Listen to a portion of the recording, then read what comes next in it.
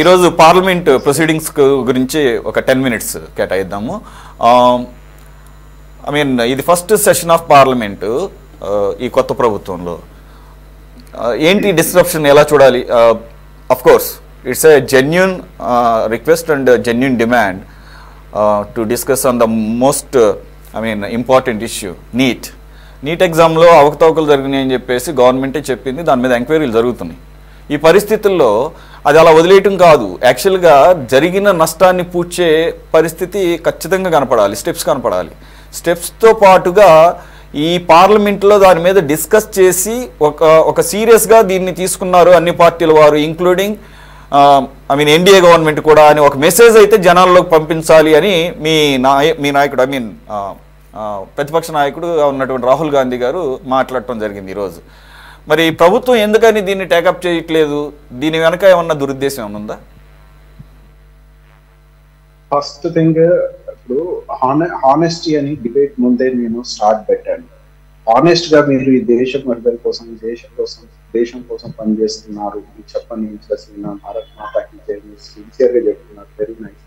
కానీ దేశం ఎంత ఆర్థికంగా బాగుపడుతుంది, దేశంలో ఉన్న సంస్థ, దేశం అంటే ఇక్కడ స్టేట్ ఓన్లీ చూడొద్దండి, ప్రజలు దాంట్లో ఉన్న ఆర్గనైజేషన్స్ కూడా చూడాల్సిన అవసరం ఉంది. అది నీట్ నుంచి యూజీసీ నెట్వర్క్ పేపర్ లీకేజ్ అవుతుంది. అసలు ఎందుకు అవుతుంది అంటే మీకు గవర్నెన్స్ చేత కాదు అని అర్థం. ఇక్కడ గుజరాత్ లో కూడా పేపర్ లీక్ ఇష్యూస్ ఉన్నాయి, మహారాష్ట్ర బీజేపీ పరిపాలిత రాష్ట్రంలో పేపర్ లీకేజ్ ఇష్యూస్ ఉన్నాయి. ఈ మాస్ కాపీయింగ్ జరుగుతుంది. మాస్ కాపీయింగ్ ని మళ్ళీ వీళ్ళు కమిటీ ఒకటి పెట్టారు, ఎంక్వైరీ జరుగుతుంది. వీళ్ళు పరిపాలిస్తున్న రాజ్యాలు ఏవైతే ఉన్నాయో మహారాష్ట్ర, మధ్యప్రదేశ్, ఉత్తరప్రదేశ్, బీహార్, ఇక్కడే ఉంది అంట. సరే, ఇప్పుడు ఈ టాపిక్ మీద దీనికే టైం ఇద్దాము. కానీ జెన్యూన్ గా ఇంతకుముందు మాట్లాడిన దానికి నేను ఎంతో కొంత కాంట్రిబ్యూట్ చేయాలనుకుంటున్నాను. ఫస్ట్, ఎనీ రిజర్వాయర్ కట్టడం కానీ, ఏది stream inter connection of reverse జరుగుతున్నప్పుడు కానీ అక్కడున్న హ్యాబిటేషన్ ని రీలొకేట్ చేస్తారు. అది తప్పని పరిస్థితుల్లో చేస్తారు.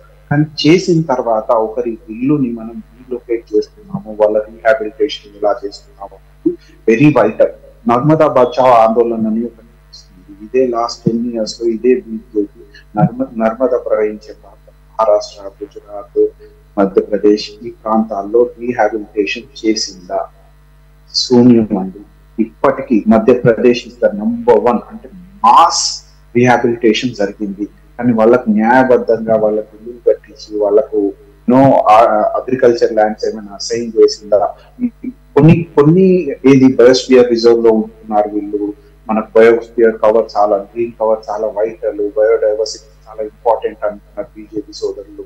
పార్లమెంట్ లో గొప్పగా మాట్లాడుతున్నారు. కానీ ఆనెస్ట్ గా రీహాబిలిటేషన్ చేసిన రిజల్ట్ చూస్తే ఫస్ట్ ఉంది దేశం మొత్తం. అసలు దౌర్భాగ్యం అది. ఎలా అంటే Madhya Pradesh still suffering. Madhya Pradesh major rehabilitation issues ఇంకా కవర్ అవ్వలేదు. నర్మదా అలాగే ఉంది.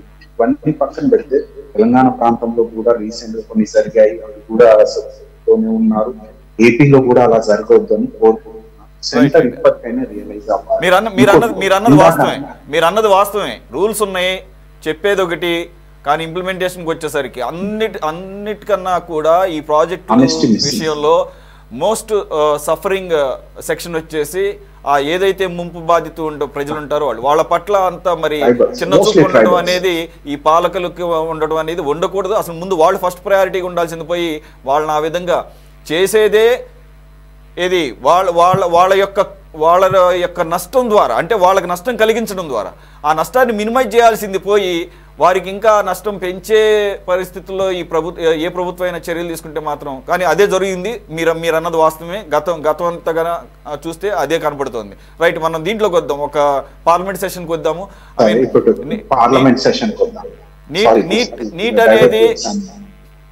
నీట్ అనే దాని మీద మీరు అంత పట్టుబట్టడానికి కారణం ఏంటి?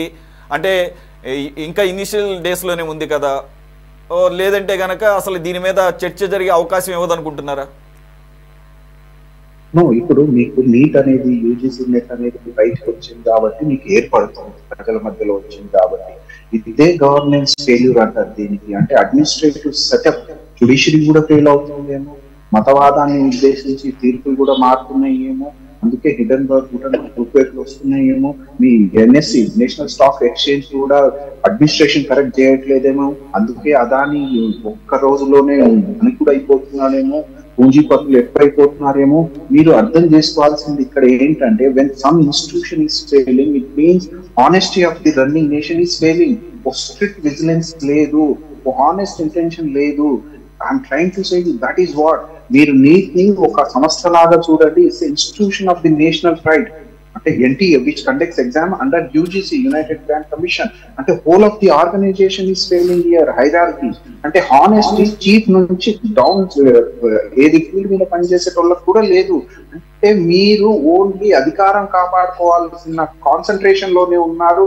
మస్జిద్, ముస్లిం మందిర్, ముద్ర ఇవే అనుకుంటా తిరిగారు. కానీ నిజంగా దేశానికి పరిపాలించాలి, దేశ ప్రజలకు మంచి చేయాలి అంటే ఎగ్జామ్ లో పేపర్ లీక్, పేదరికం పెరిగిపోవడం.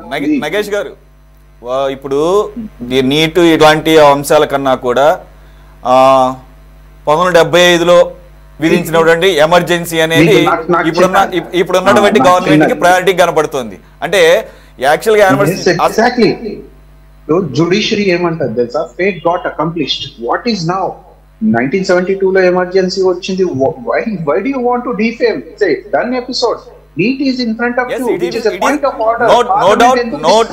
No doubt it's anti democratic, alage it's a dark period, no doubt about it.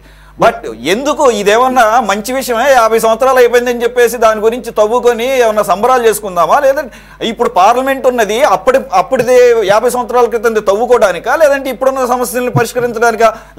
Let's go to Vithal గారు, ఏమంటారు? నీట్ అనేది ఇప్పుడు విద్యార్థులకున్న పెద్ద సమస్య సార్. ఎంతోమంది పిల్లలు ఆత్మహత్యలు చేసుకున్నటువంటి పరిస్థితి చూస్తున్నాము.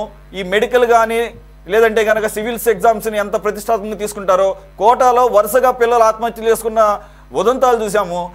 మరి వాటి గురించి చర్చించడం ఇంపార్టెంటా, లేదంటే 50 సంవత్సరాల క్రితం అయిపోయిన ఎమర్జెన్సీ గురించి చర్చించడం ఇంపార్టెంటా? ఓకే సార్, పార్లమెంటులో అన్నీ చర్చించాల్సిన అవసరం ఉంటుంది, అందులో అదొక భాగం. అదేవిధంగా మీరన్నట్టు నీట్ గురించి ఈ రోజున ప్రభుత్వం కూడా ప్రకటన చేసింది. అదేవిధంగా దోషుల్ని పట్టుకోవటం జరిగింది, వారు కూడా కమిట్ అవటం జరిగింది, మేమే చేశామనే విధానం కూడా. నేననేది ఏమంటే తప్పు లేదు, మీరు ప్రశ్నించడం తప్పు కాదు. పార్లమెంట్ కానీ అపోజిషన్ కానీ ప్రశ్నించాలా. అదేవిధంగా ఎక్కడో ఒక నీచుడు ఒక వెధవ పని చేసినందువల్ల ఈ రోజున ప్రభుత్వానికి బాధ్యతే కాదని మేమేమి పారిపోవట్లేదు, లేదా బాధ్యత మాది కాదని మేము చెప్పట్లేదు. కానీ మీరు అడిగే ప్రశ్నకి వచ్చేటప్పటికే ఇవాళ సమస్య ఏమొచ్చిందా అంటే, ఈ నీట్ ఎగ్జాము కాంగ్రెస్ వాళ్ళు కానీ అపోజిషన్ కానీ డిమాండ్ చేస్తున్నట్టుగా రద్దు చేస్తేనేమో స్వచ్ఛందంగా నిజాయితీగా చదివి పరీక్ష రాసిన విద్యార్థులందరూ నష్టపోతారు. రద్దు చెయ్యకుండా ఉంచితేనేమో ఈ విధంగా పేపర్ కొనుగోలు చేసి ఎవరైతే ఇటువంటి దౌర్భాగ్య పని చేశారో వాళ్ళు లబ్ధి పొందటం అనేది జరుగుతుంది. ఇది బ్యాడ్ సంస్కృతి అవుతుంది. కాబట్టి దాని మీద చర్చ జరగటానికన్నా కూడా ముందు నిందితుల్ని పట్టుకొని శిక్షించడం ఒక వ్యక్తి అయితే దాని గురించి అదొకటే కాదు సార్. విఠల్ గారు ఇది చాలా పెద్ద స్కామ్. ఇది అది ఏదో ఎక్కడో పేపర్ లీకేజ్ అదొకటే సమస్య కాదు. ఒక్క నిమిషం సార్, నాకు వీటి మీద కొంత నేను స్టడీ చేశాను. First time in the history ఏదైతే టైం లూజ్ అయ్యారో ఆ స్టూడెంట్స్కి గ్రేస్ మార్కులు ఇవ్వటం అనేది, అసలు గ్రేస్ మార్కులు ఇవ్వటం అనేది ఆ బేసిస్ మీద ఎక్కడైనా జరుగుతుందా? అది వీటన్నిటి మీరు కాదంటలేదు, బాధ్యత వహిస్తారు, ఎంక్వైరీలు వేస్తారు, పట్టుకుంటారు. పాయింట్ అది కాదు. ఇక్కడ రూట్స్ నుంచి కూడా పూర్తిగా ప్రక్షాళన చేయాలనుకున్నప్పుడు పూర్తి స్థాయి డిస్కషన్ జరగాలి. ఎక్కడ జరగాలి? నథింగ్ బట్ పార్లమెంట్లో జరగాలి. On the floor of the house అందరూ ఆ సభ్యులు చర్చిస్తేనే కదా దీనికి ఒక సొల్యూషన్ తీసుకొచ్చేది. ఇక్కడేం ప్రభుత్వాన్ని తప్పుపట్టండి. అదేమంటే నీట్ ఎవరు టైంలో స్టార్ట్ చేశారు, యూపీఏ టైంలోనే స్టార్ట్ చేశారు కదా, ఇవి కాదు కదా ఆన్సర్స్. ఎవరు స్టార్ట్ చేసినా ఇట్స్ ఎ కంటిన్యూస్ ప్రాసెస్. నేను చెప్తున్నాను, ఈరోజు బీజేపీ పెద్దలు, బీజేపీ మినిస్టర్స్ ఇస్తున్నటువంటి సమాధానాలు ఇవి, which sounds most irresponsible, very unfortunate. అది స్టూడెంట్స్ విషయంలో ఇలా జరగకూడదు. మనకి ఎక్కువ సమయం లేదు సార్. నా చిన్న క్వశ్చన్స్ విఠల్ అన్నతోనే అన్న, మనం డ్రెయిన్ అని గొప్పగా మాట్లాడుకుంటున్నాం. Indians are very good at technology అని యునైటెడ్ నేషన్ వెస్టర్న్ వరల్డ్ సంకల్పించుకుంటుంది. మనలో ఇలాంటి సిచ్యువేషన్ లో మనకు పేపర్ లీక్ అవసరమా? 1,75,000 యువత సుసైడ్ చేస్తుంది, నేషనల్ క్రైమ్ రికార్డ్ 0 చెప్తుంది. ఇదే లాస్ట్ 10 years లో. దీనికి మీరు ఆన్సర్ చెప్పాల్సింది. నేనేమన్నా ఎన్టీఏ ఒకటే కనబడుతుంది పబ్లిక్ మధ్యలో వచ్చింది కాబట్టి. ఎన్ఎస్సి ఉంది, చాలా ఆర్గనైజేషన్స్ ఫెయిల్ అయ్యాయి. చెప్పట్లా మీకు, కానీ అది అవసరమా అంటే అది జరిగింది తప్పులు. ఎవరో లబ్ధి పొందడం కోసం ఒక వ్యక్తి చేసినటువంటి పని లేదా మీరన్నట్టు ఒక సమూహం చేసిన ఫెయిల్ అయింది, ఆర్గనైజేషన్ ఫెయిల్ అయింది, under home ruling BJP administration పాలసీలో ఫెయిల్ అయింది. మీరు అకౌంటబుల్ దానికి పార్లమెంట్ లో డిస్కస్ చేయాల్సింది. మేము బాధ్యత వహించి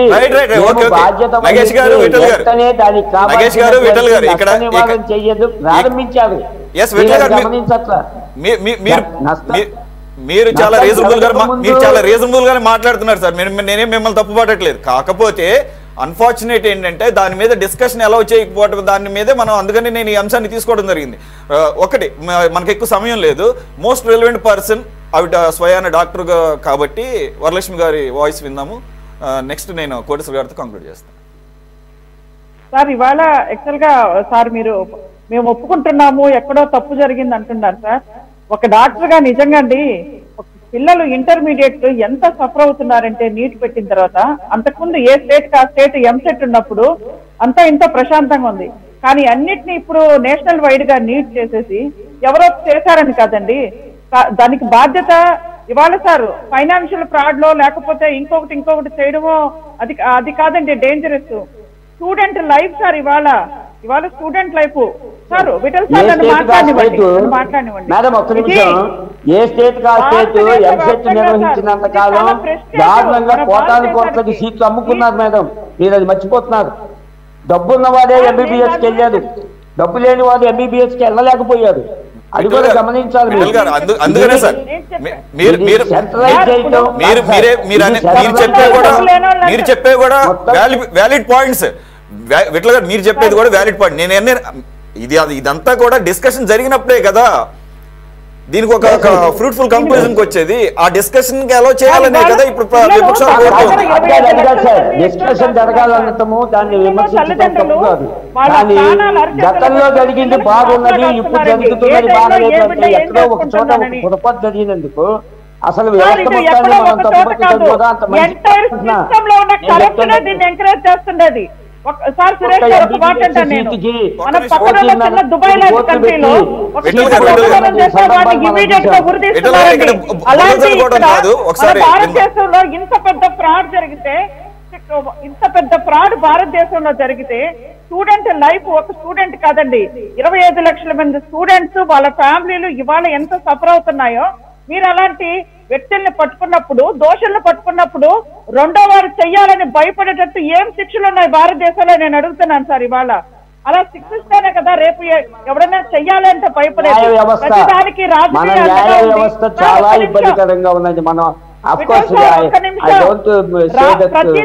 రాజకీయాన్ని తీసుకోకూడదండి. దాని జోలికి మనం పోలేము సార్. అన్ని మీరు కూడా చెప్పేవన్నీ కరెక్టే. అయితే నేనేమంటానంటే ఇవి ముందు ఒక మెసేజ్ వెళ్ళాలి సార్. ముందు పిల్లలకు ఒక భరోసా ఉండాలి. రైట్, ఇది చాలా సీరియస్ గా తీసుకున్నారు. పార్లమెంటు వేదికగా పూర్తి స్థాయిలో చర్చ జరిగింది, మంచిదే కదా.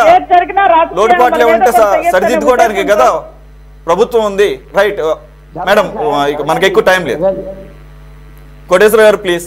అందుకని వరలక్ష్మి గారు ప్లీజ్ కంక్లూడ్ చేయండి. చెప్పండి. నేను ఒకటే అంటున్నాను సార్, ఇప్పుడు పార్లమెంట్ లో ఇవాళ అలో చెయ్యాలి ఇట్లాంటి విషయాలు జరిగేటప్పుడు. ఇది నేషనల్ వైడ్, ఇప్పుడు నేషనల్ బాధ్యత తీసుకోకపోతే కేంద్రం ఏ స్టేట్ కా స్టేట్, ఇప్పుడు ఇవాళ తమిళనాడు అడుగుతుంది, ఆంధ్రప్రదేశ్ కూడా ఎంసెట్ అలో చేయండి. వాళ్ళు పడతారు, వాళ్ళే రెస్పాన్సిబిలిటీ తీసుకుంటారు. మీరు కేంద్రం రెస్పాన్సిబిలిటీ తీసుకున్నప్పుడు ఏ చిన్న మిస్టేక్ చేసినా మీదే రెస్పాన్సిబిలిటీ. ఇవాళ పిల్లలండి కష్టపడి చదువుకొని ఎంత చదువుకొని ఇవాళ మీరు అన్నారు సార్ సీట్లు అమ్ముకుంటున్నారని. ఇన్ని ప్రైవేట్ మెడికల్ కాలేజీలు ఇప్పుడు ముగ్గురు పర్మిషన్ ఇవ్వడం ఎందుకు? అదేదో గవర్నమెంట్ హ్యాండ్ ఓవర్ లోనే గవర్నమెంట్ మెడికల్ కాలేజెస్ వచ్చింటే ఇవాళ నిజంగా బడుగు బలహీన వర్గాలకి న్యాయం చేయాలంటే గవర్నమెంట్ మెడికల్ కాలేజెస్ ఇచ్చుంటే అకార్డింగ్ టు రిజర్వేషన్ ప్రకారమో లేకుంటే మెరిట్ ప్రకారమో సీట్స్ వస్తాయి, ఎవరు అమ్ముకోవాలి. ఇవాళ మీరు ప్రైవేటైజేషన్ చేయడం వల్ల ఇష్టం వచ్చినట్టు వాళ్ళకి ఎవరికి కావాలో వాళ్ళకి అమ్ముకుంటున్నారు. దీని మీద కూడా కేంద్రం ఒక విజిలెన్స్ ఉండాలండి. అంతే నిజంగా మనము బడుగు బలహీన వర్గాలకి చెయ్యాలంటే వీటన్నిటి మీద ఖచ్చితంగా ఉండాలి. మన ఏకైక ఉద్దేశం ఏంటంటే అన్ని ప్రైవేటైజేషన్ చేస్తే బడుగు బలహీన వర్గాల్ని పాతాళంలోకి తొక్కేయచ్చు. ఇది మంది ఏకైక నినాదంగా పట్టుకొని పోతుంది. అది కేంద్రమైనా కానీ ఎవరైనా కానీ దీన్ని ఇది నాట్ ఫెయిర్ అండి. అందుకని స్టూడెంట్ కి ఖచ్చితంగా ఎస్పెషల్లీ స్టూడెంట్స్ రేపు భవిష్యత్తు తరాల వాళ్ళండి వాళ్ళకి ఖచ్చితంగా అంటే మంచి గైడెన్స్ ఇచ్చి స్ట్రిక్ట్ సర్వేలెన్స్ లో సార్ విచిత్రం ఏంటంటే ఎగ్జామ్ హాల్ కి అమ్మాయిలు పోతే ఇక్కడ వరకు స్లీవ్స్ ఉన్నాయని సగం హ్యాండ్స్ కట్ చేసి లోపల పంపిస్తున్నారండి. వీళ్ళు ఎలా ఉన్నారంటే పెట్రోల్ బంకులలో ఎలా చెప్తున్నారు అలా చేస్తున్నారండి. మీరు వేసుకునే డ్రెస్ దగ్గర నుంచి వేసుకునే చెప్పుల దగ్గర నుంచి మీరు అంత స్ట్రిక్ట్ గా ఎగ్జామ్ పెట్టేటప్పుడు అంత పెద్ద ఎత్తున ఎలా జరుగుతున్నాయి? ఈ సందర్భంలో ఒక చిన్న మాట చెప్తాను నేను. మీకు సపోర్టింగే మహిళలు ఏ రకంగా ఇబ్బంది పడుతున్నారంటే మహిళలు అతి పవిత్రంగా భావించే మంగళసూత్రాలు కూడా తీసి పక్కన పెట్టమనే అంత స్థాయికి వాళ్ళ ఈ యొక్క ఎగ్జామినేషన్ యొక్క వ్యవస్థ. అదే సార్ ఇవాళ మనం చూస్తున్నాం కదా పెట్రోల్ బంకులలో 10 లీటర్లు పెట్రోల్ పట్టిస్తే 8 వస్తుంది, కానీ వాడు ప్రతిసారి 0 చూడండి మెషర్ అని. అట్లనే ఉంది నీట్ ఎగ్జామ్ కూడా. మీరు ఎవరైనా రెస్పాన్సిబుల్ పర్సన్ కండక్ట్ చేయడము, పిల్లల దగ్గర పెన్సిల్ ఎరేజర్ కూడా లోపలికి తీసుకోపోయినప్పుడు అది ఎట్లుందంటే చేసేసాన్ని మొత్తం అన్ని లోపల సెట్టింగ్ చేసేసుకుంటూ ఇదంతా పైన డ్రామా కోసం చేస్తున్నట్టుంది. మళ్ళీ ఫుల్ లెంత్ డిబేట్ కండక్ట్ చేద్దాము. నీటి మీదే ఎక్స్క్లూజివ్ గా పెట్టుకుందాము. ఈ రోజు ఓన్లీ పార్లమెంటరీ ప్రొసీడింగ్స్ దాని గురించి మాట్లాడుకుందాం. కోటేశ్వర గారు ప్లీజ్. నరేంద్ర మోడీ గారు పరీక్షల గురించి, పరీక్షలు రాయటం గురించి, ఆయన ఏం పరీక్షలు రాశారో లోగానే తెలియదు కానీ పిల్లలందరికీ ఆయన పాఠాలు చెప్పారు. పరీక్ష పే చర్చ అనే పేరు ఆయన పాఠాలు చెప్పారు. ఇప్పుడు ఇంత జరుగుతూ ఉంటే, ఎన్ని లక్షల కుటుంబాలు ఆవేదన చెందుతూ ఉంటే ఒక్క మాట నోటి నుంచి రావడానికి ఆయన సొమ్మేం పోయిందండి? విఠల్ గారు చెప్తున్నారు బాగానే ఉంది, తప్పే అరెస్ట్ చేస్తాం అది ఇదని. ఆ ముఖ్యత నరేంద్ర మోడీ గారిని చెప్పనివ్వండి, పార్లమెంట్ లో చర్చ జరగనివ్వండి. ఏమవుతుంది? మీ గవర్నమెంట్ తప్పేం లేనప్పుడు చర్చ జరిగితే గవర్నమెంట్ పోయే నష్టం ఏంటి, జరిగే నష్టం ఏంటి? ఎందుకని అలో చేయరు? ఏం డెమోక్రసీ ఇది? మళ్ళీ ఎమర్జెన్సీ గురించి చెప్తారు. ఎమర్జెన్సీ లేకుండానే చర్చగా నిరాకరించడం అంటే ఎమర్జెన్సీ కంటే దారుణమైనటువంటి పరిస్థితి అది. మణిపూర్ లో జరిగితే అన్ని మీరే చెప్తారు. ఎంతవరకు జరగాల, ఏ విధంగా జరగాల అదే అడగండి. అదే నరేంద్ర మోడీ గారిని అడగమనండి పార్లమెంట్ సాక్షిగా. మీరు చెప్పండి సార్, మీరు చెప్పండి. నరేంద్ర మోడీ గారికి చదువు లేదుగా. జరిగింది ఇది ఒక ప్రకటన చేయమనండి. జరిగింది ఇది ఒక ప్రకటన చేసి అడగరు, మాట్లాడరు, అసలు పార్లమెంట్ లో చర్చకు అనుమతించరు. మణిపూర్ లో ఏం జరిగినా అక్కడికి ఇంతవరకు వెళ్ళలేదు. అసలు ఏం ప్రజాస్వామ్యం గురించి? వీళ్ళు ప్రజాస్వామ్యం గురించి 50 ఏళ్లలో జరిగిన దాని గురించి చెప్పొచ్చు, కానీ అంతకంటే దారుణమైనటువంటి పరిస్థితి వాళ్ళ పార్లమెంట్ లో ఉందనేటువంటిది జనమంతా చూస్తున్నారు. ఇదే నీట్ విషయం గనక ఎన్నికలకు ముందు వచ్చి ఉండుంటే ఈ బీజేపీకి ఎన్ని సీట్లు వచ్చి ఉండేవో జనానికి తెలిసి ఉండేది. రేపు దీని ప్రభావం రాబోయేటువంటి రాష్ట్రాల ఎన్నికల మీద ఎట్లా ఉంటుందో మనం చూడాల్సి ఉంది. అందుకని ఇప్పటికైనా నరేంద్ర మోడీ గారు దేశం కోసం, ధర్మం కోసం పార్లమెంట్ లో సమావేశాన్ని దాన్ని చర్చగా అనుమతించాలి. నోరు విప్పి మాట్లాడాలి. ఏం చేయమంటారో అడగాలి. తప్పు జరిగినప్పుడు తప్పు జరిగిందని మీరు చెప్తే కాదు కదా, మీరు నేను చెప్తే కాదు కదా. దేశ ప్రధానమంత్రి మాట్లాడాలి.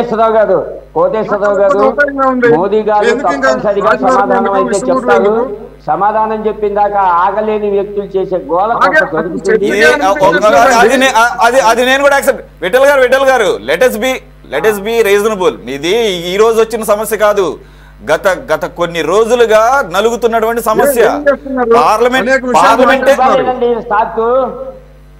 పార్లమెంట్ ఇవ్వాలే కదా స్టార్టింగ్. అదే సార్ నేను అనేది, పార్లమెంట్ లేట్ గా స్టార్ట్ అయింది, సమస్య ఆల్రెడీ రోజుల తరబడి నుంచి ఉంది, ఇమ్మీడియట్ గా టేకప్ చేయాల్సినటువంటి పరిస్థితి ఇది. రైట్, ఎనీవే పరీక్ష, అందుకనే పరీక్ష పే చర్చ అనేది ఎంత బాధ్యతగా చేస్తున్నామో, పరీక్షలు ఫెయిల్ అయినప్పుడు, వ్యవస్థలు ఫెయిల్ అయినప్పుడు దాని మీద చర్చ పెట్టడం, అది కూడా పార్లమెంట్ సాక్షిగా పెట్టడం అనేది చాలా సమంజసం. అది అంతే తప్ప వన్ వేగా మనం మాట్లాడుతూ కూర్చుంటే పిల్లలు వింటారు, ప్రధానమంత్రి చెప్పినా వింటారు, లేదంటే ముఖ్యమంత్రి చెప్పినా వింటారు, హెడ్ మాస్టర్ చెప్పినా వింటారు, స్కూల్ టీచర్ చెప్పినా వింటారు, ఎనలిస్టులు కోటేశ్వరరావు గారు లాంటి వాళ్ళు చెప్పినా వింటారు. అది దాంతో పాటుగా ఒక సామరస్యపూర్వకంగా దీన్ని ఎక్కడ ఏ ప్లాట్ఫామ్ అయితే కరెక్టో సూటబుల్లో దాని మీద చర్చ జరగాలి. అందులోనూ ఈ రకంగా పరీక్షలు విఫలమైనప్పుడు, ఆ విఫలం అవడానికి వ్యవస్థలు కారణమైనప్పుడు. Thank you very much for joining Koteswararao garu, Vittal గారు, నాగేష్ గారు, అలాగే వరలక్ష్మి గారు. ఇది వాళ్ళ టాప్ డిబేట్. మరో అంశంతో మళ్ళీ వెళ్దాం. Stay tune to city 24/7.